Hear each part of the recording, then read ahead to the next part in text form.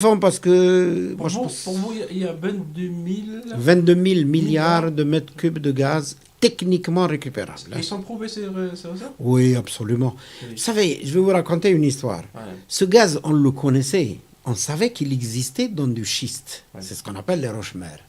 Moi, j'ai travaillé dans l'exploration, dans les forages autrefois. Quand on traversait ces schistes, on avait des indices de gaz qui nous posaient problème pendant le forage.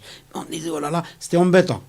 C'était embêtant, mais on n'a jamais imaginé qu'un jour ou l'autre, on pourrait les extraire. C'est les États-Unis qui sont pionniers là-dedans. Et actuellement, je suis désolé, mais les États-Unis, ils se suffisent en gaz naturel et ils exportent grâce au gaz de schiste. Hein. Mais le gaz de schiste, pour beaucoup de militants et des défenseurs de l'environnement, oui. on utilise beaucoup d'eau et parfois on risque de toucher. Non, c'est pas un problème de beaucoup d'eau. Ça dépend de si vous avez l'eau ou vous ne l'avez pas aussi. Hein. Qu'est-ce qu'il faut choisir, l'énergie ou l'eau? Voilà. Non, ça dépend si vous avez de l'eau, assez d'eau. Oui. Comparativement par rapport aux besoins que vous avez ou comparativement par rapport aux réserves existantes en eau dans le pays. Il n'y a pas de problème. Maintenant, c'est vrai, si on n'a pas d'eau du tout. Moi, j'imagine un pays où il y a... Par exemple, tiens, je vais prendre l'exemple de la Jordanie, que je connais. C'est un pays saharien, je connais pratiquement. Oui, c'est un pays où il n'y a pas d'eau.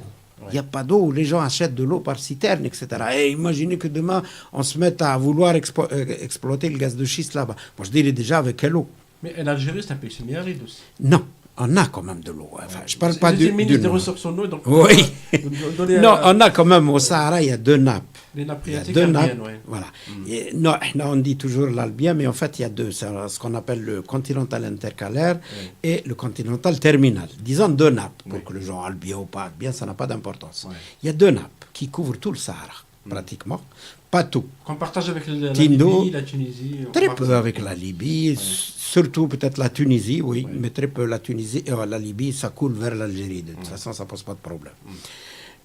Par exemple, le bassin de Regan, le bassin de Tindouf, là, il n'y a pas ni un continental intercalaire, ni rien.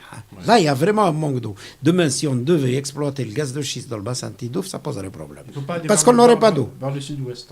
Ah oui, mais si vous ramenez de l'eau d'ailleurs par pipe, ça vous coûtera tellement cher que le gaz, ça vaudra... C'est pas rentable. Bien.